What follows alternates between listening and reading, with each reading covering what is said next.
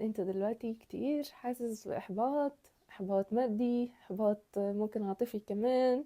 الحياة بتنتهي، الحرب بتقوم، الإنسان يكون محبط في كل حاجة، بيعمل مجهود بس مش شايف أي نتيجة، مش شايف إن هو بيوصل لأي شيء. خلينا نسأل السؤال الصح هنا: هل انت اتحسنت شوية ولا اتحسنت وما وصلتش لسه للهدف بتاعك؟ لأن الفرق كبير، الفرق كبير بين أنا اتحسنت، فرق بين ان انا وصلت للهدف.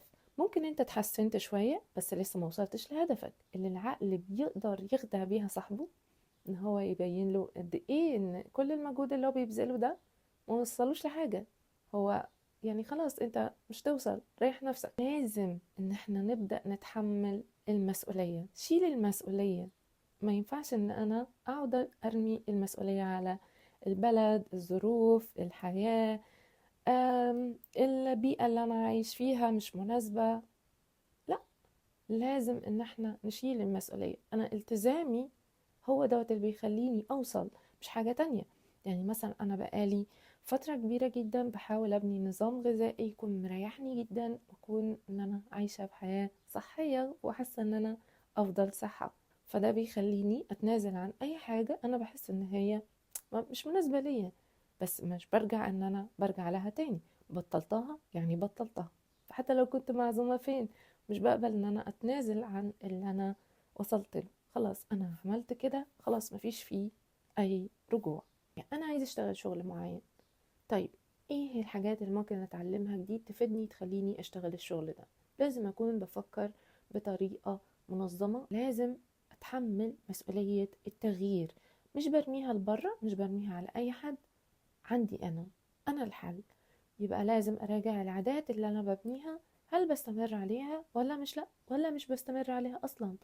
هل انا عندي استراتيجيات بمشي عليها، يعني مثلا هل انا عندي خطط بمشي عليها وبنفذها، ولا بعمل خطط ومش بنفذها؟ المفتاح بتاع الموضوع كله ما ينفعش يكون في شماعة برمي عليها دايما المسؤولية، بحيث ان انا احس ان انا ما فيش في ايدي حاجة اعملها. لا لا لا لا، الموضوع عمره ما بيكون بيمشي كده. لازم كل واحد يتحمل مسؤولية نفسه، ولازم الواحد يكون عارف وعايز يوصل ايه. انت لازم تتحمل مسؤولية التغيير، مسؤولية التغيير بتاعتك انت. فلازم نبدأ ان احنا نراجع العادات اللي احنا ماشيين عليها، هل بننفذها ولا لأ.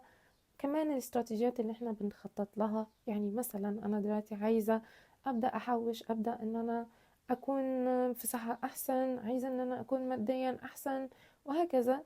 لازم يكون في خطة كل واحد بيمشي عليها. ما ينفعش الامور تكون ماشية عشوائي كده، لازم ان احنا نكون دايما بنتعلم ان احنا نطلع افضل نسخة مننا في اقرب وقت، لان حقيقي مفيش وقت نضيعه تاني. العادات واهمية العادات، وحقيقي يا جماعة مش هتتصدقوا قد ايه بناء العادات ده بيكون شيء بيخليكوا توصلوا وتحققوا اللي انتوا عايزينه بمنتهى السهولة. مش محتاج ان احنا نكون يوم ويوم لا، يوم انا بمشي ويوم انا ما بمشيش عليه. لا، لازم يكون في استمرارية. يعني مثلا انا بقالي فترة كبيرة بتاع تقريبا 5 شهور مش باكل اي حاجة فيها دقيق.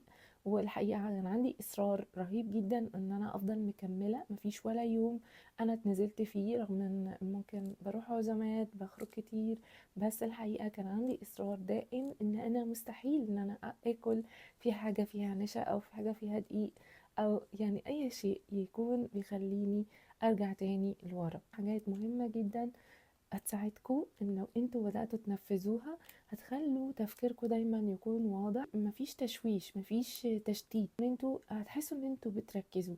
بس بشرط ان انتوا تلتزموا بالعادة دي لمدة 40 يوم، عشان حرفيا هتلاقوا نتيجة بدأت تظهر بعد ال40 يوم دول، ان العادة مش ممكن هتصبح جزء من حياتكم من يومكم.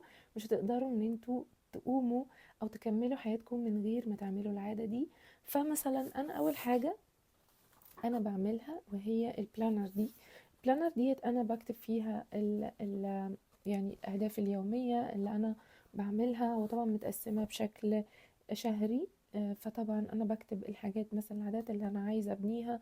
مجرد ما مشيت عليها 40 يوم خلاص، حتى لو في الاول كان في صعوبه بتنسوا بتاع، بس ان انتوا بتكتبوا الاهداف بتاعتكم اليومية، ايه الحاجات الاولويات بتاعتكم اللي انتوا لازم ان انتوا تلتزموا بيها. عندي كده زي سكتش بوك بكتب فيه الحاجات مثلا اللي يعني مثلا انا صحيت الصبح لقيت حاجة مثلا مضايقاني كذا، فبحاول اكتبها.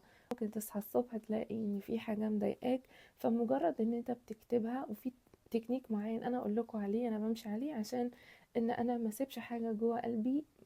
كل حاجة تكون يعني قلبي صفحة بيضاء تجاه العالم كله. طيب انا دلوقتي عايزة اقوم اذاكر.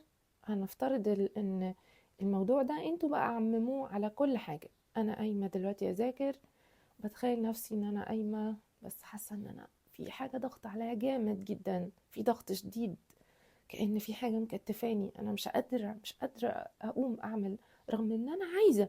يعني انا من جوايا انا عندي شعور ان انا عايزة اعمل بس مش قادرة، في حاجة مكتفاني. تمسكوا زي كاييه كده، تكتبوا الحاجات اللي مضايقاكوا وتوصلوا للإجابة. يعني اكيد هتلاقوا الإجابة. انا بعمل زي ديالوج كده مع نفسي، وبقعد اكتب لحد ما بوصل للحل. يعني ليه انا بعمل التصرف ده، او ليه انا بتصرف في المواقف دي بالشكل ده، بحيث ان هي بتخليني اوصل لايه الحاجات اللي المفروض انها تتعمل. فببدأ ان انا دماغي بتكون منظمة بشكل اكتر. تالت حاجة وهي اللي انا بكتب فيها الكوتش مثلا اللي عجبتني. يعني walk the talk دي كانت اكتر جملة مؤخرا عجبتني، اللي هي ان الانسان لازم يكون مثال حي للي هو بيقوله. يعني مثلا حد بيقول حاجة يبقى هو اكبر مثال عليها. ما ينفعش ان احنا نكون بننصح حد بحاجة وانا ما بعملهاش. يعني لازم ان احنا كل حاجة احنا بنقولها نكون فعلا بنعملها، لان الانسان هيكون هو كمان بيحس باللي قدامه اذا كان اللي قدامه بيعمل كده ولا لا. اشوفكم على خير. يا بابا.